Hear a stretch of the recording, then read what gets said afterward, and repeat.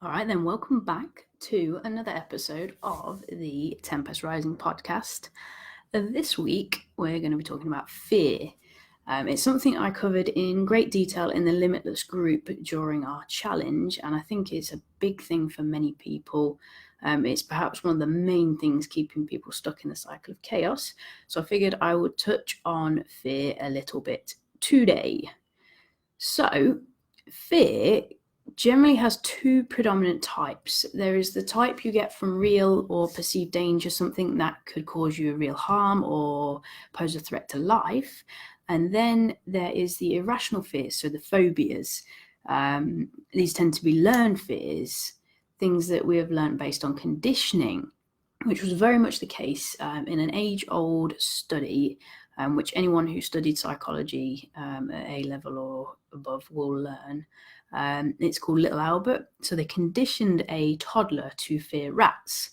They started off by introducing him to this little white rat, and there were no issues at all. He played with it, he enjoyed being with it, but as the study progressed, they started to add a noise stimulus, so a real loud noise every time the rat came near him or he went to touch the rat. And eventually he began to associate the rat with the loud noise. So his fear response kicked in, and eventually he became fearful of the rat, even without the noise. So he was scared through association. It was the noise rather than the rat, but because the human brain works largely on association, he was unable to separate the two from each other. It also shows the powerful nature of repetition, because repetition is huge when it comes to creating a change, or in this case, creating a lasting fear.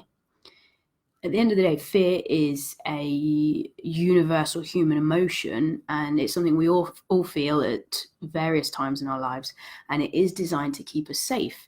It ties in with our stress response, so it's a primal, ingrained response that lives in all of us. It's not something that we can get away from.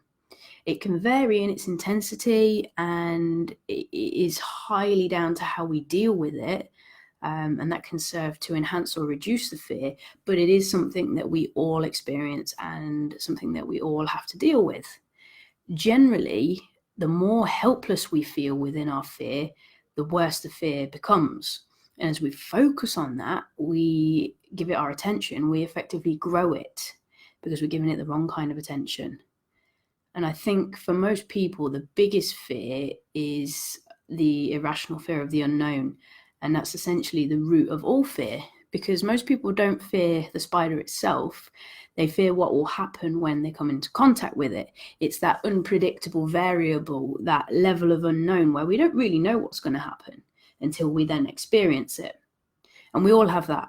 Everyone feels fear, both rational and irrational. Fear itself is completely normal. It's helpful. It's kept you safe. It's kept you alive. But on the other hand, it can also cause problems. A complete lack of fear is dangerous. But on the other end of the spectrum, too much fear and abundance of fear is equally as dangerous. We need a balance, which is the same for most things in life. Too much of something, too little of something is going to create a problem. We need enough fear to stop us doing stupid things, but not so much that it is completely overpowering and prevents us doing things. Because fear is only really an issue when it holds you back and it becomes preventative in nature, when it prevents you taking an action. Because as you've heard me say a million times before, action is a necessity for progress, and you can't move without taking action. So if the fear is stopping you, then it becomes a big problem. But there is something you can do about it. As with anything in life, there is always a solution. The first step in dealing with your fear is to understand that your fear is there for a reason, and to acknowledge it and to accept it and to even thank it for keeping you alive up until now. But then we need to go a step further, because if you stay in that space of thinking about that fear and focusing on it, as I said earlier, you're only going to serve to grow it further and to give it more power. So what we need to do instead is do something to reduce its power and to take back control of that fear. And it's as simple as stepping into it a little bit, just doing a little bit of what scares you, a little bit of what brings that fear. During the challenge, we did an exercise around this. So if you are interested in that, I suggest you join the group, head over to the units tab and look for the Fatal 4 challenge. If you go to day 2, it's all about fear. And there is a journal exercise and there is some details around how to deal with this. But it's really important that you remember that you are not your fear and you don't have to be defined by it. Accept that it's there and then push into it a little bit. You're always going to have fear, but it's how you deal with it that really counts. The details on how to do that are in the group. So as your call to action today, I want you to go and join us in the group and find out exactly what I mean by stepping into the fear. If you don't do that, then you won't know what I mean by stepping into the fear, and then you're not going to have that valuable tool. So get in there and step into it a little bit. That is everything for today. I'm going to be back next week with another episode. If there is anything in particular you want me to talk about, stress, fear, anxiety, anything to do with your physical wellness, your mental wellness, your emotional wellness, just drop me a comment and I'm sure I can put something together for you. But that's it for today. Join us in the group. I'm going to post the link in the comments right now.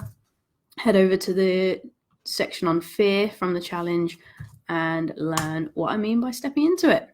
So I will be back next week. See you then.